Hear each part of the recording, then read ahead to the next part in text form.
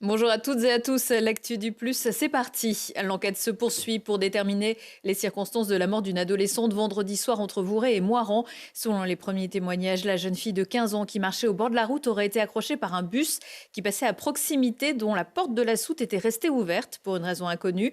En arrêt cardio-respiratoire à l'arrivée des secours, elle est décédée à son arrivée au CHU. Les dépistages drogue et alcool de la conductrice de bus sont négatifs. Retrouvez l'article de la rédaction sur notre site tgplus.fr. Moiron, le corps d'une septuagénaire a été retrouvé carbonisé en fin de matinée ce lundi. Il s'agit de l'occupante d'un logement situé 12 rue du 8 mai 1945, complètement dévasté par un incendie dont les causes restent à déterminer. Une quarantaine d'habitants de l'immeuble de 3 étages ont été évacués le temps de l'intervention des secours.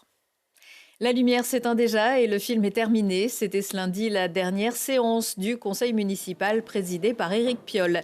Élu en 2014, réélu en 2020, le maire de Grenoble rendra son écharpe à l'issue du deuxième tour des élections municipales après le 22 mars. À 10h, l'élu écologiste a ouvert les débats, non sans une certaine émotion, avant que les prises de parole ne se succèdent, comme d'habitude ou presque. C'est vrai que ça fait une grosse centaine de conseils municipaux depuis le premier début avril 2014. La vie municipale française n'est pas bien démocratique. Vous voyez que je préside le délibératif alors que je suis chef de l'exécutif.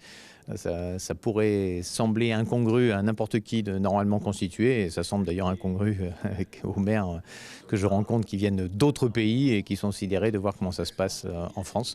Mais c'est aussi le fruit du travail, ces conseils municipaux, hein, de délibération, à la fois de délibération cadre, donc portant sur plusieurs années, et de projets concrets. Et alors évidemment, c'est un exercice de frustration, on aimerait toujours en faire plus, mais vous avez quand même les moyens de transformer la ville, et la ville s'est transformée depuis 12 ans. Pour la suite, Éric Piolle a déjà choisi sa candidate, mais pas sûr qu'on le retrouve sur sa liste.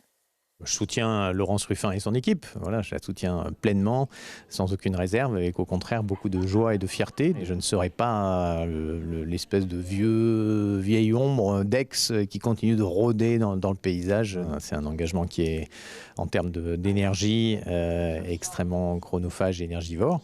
Donc il faut prendre le temps de laisser ça se décanter. Et puis la vie est pleine d'opportunités extraordinaires. Voilà, donc j'ai encore une grande partie de ma vie devant moi, j'espère.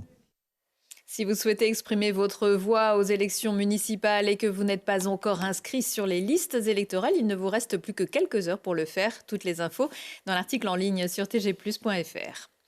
La voiture de fonction de la maire d'Échirolles, Amandine Demort, incendiée dans la nuit du 12 au 13 janvier vers 1h30 devant son domicile. 2 autres véhicules stationnés à proximité ont également été détruits. La maire a aperçu plusieurs individus cagoulés prenant la fuite. Les faits n'ont été révélés que ce lundi. Ils font l'objet d'une enquête de police. Une plainte a été déposée par la municipalité. Les autres propriétaires concernés, Amandine Demort estime avoir été personnellement visée, évoquant un acte d'intimidation lié à ses actions contre le narcotrafic sur la commune. Depuis l'incendie, la maire n'utilise plus le véhicule municipal et bénéficie d'un soutien affiché des autorités de l'État. Ceci est un exercice. Si vous vous trouvez mardi vers 13h30 à proximité de l'entreprise Humicor qui fabrique des poudres métalliques avenue Rhin et Danube à Grenoble, vous risquez de recevoir sur votre téléphone portable un SMS indiquant exercice. Pas de panique, donc vous n'aurez rien à faire. C'est l'une des mesures engagées dans le dispositif Affaires Alerte, comme la sirène qui retentira. Il s'agira bien d'un exercice de sécurité civile pour observer comment les différents services et acteurs se coordonnent sur place dans ce site classé Céveso Seuil Haut, sur place comme à la préfecture d'Isère. Grosse, très grosse déception dimanche à l'Accor Arena de Paris-Bercy. Dans une salle pleine comme un œuf, c'est quand même la bonne nouvelle. Les brûleurs de loups ont encaissé une très lourde défaite en finale de la Coupe de France de hockey sur glace. Grenoble, qui espérait reconquérir le trophée perdu en 2023, s'est incliné 6-1 contre Rouen. Les Normands ouvrant même le score à la 50e seconde pour de nouveau marquer 2 fois dans les 6 premières minutes. Les joueurs sont déçus. On ne montre pas notre vraie image, je crois, ce soir. Puis, maintenant, on va se concentrer sur la Coupe Magnus, la Coupe de la Ligue. Puis, ouais, c'est très décevant. Tu vois, je manque un peu les mots, c'est décevant.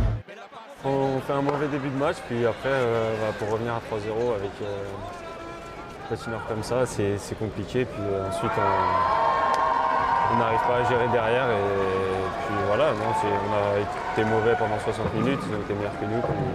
On va donner crédit à Rouen, ils ont bien sorti. Ils ont sorti fort, ils ont eu un bon match, puis ce soir c'était leur soirée. Chaque défaite peut te servir de leçon. Ouais, c'est sûr que oui. On va revenir plus fort, c'est sûr.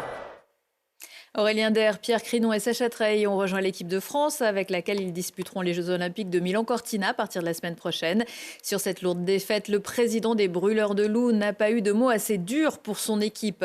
Dans un communiqué adressé, je cite, aux amoureux des BDL, Jacques Rebaud dénonce une prestation indigne de l'histoire, des valeurs et des couleurs du club et présente ses excuses. Il ajoute avoir honte et parle d'une remise en question totale. Et comme quand même la vie continue, ce n'est que du sport, finalement, Grenoble recevra Anglet vendredi en championnat.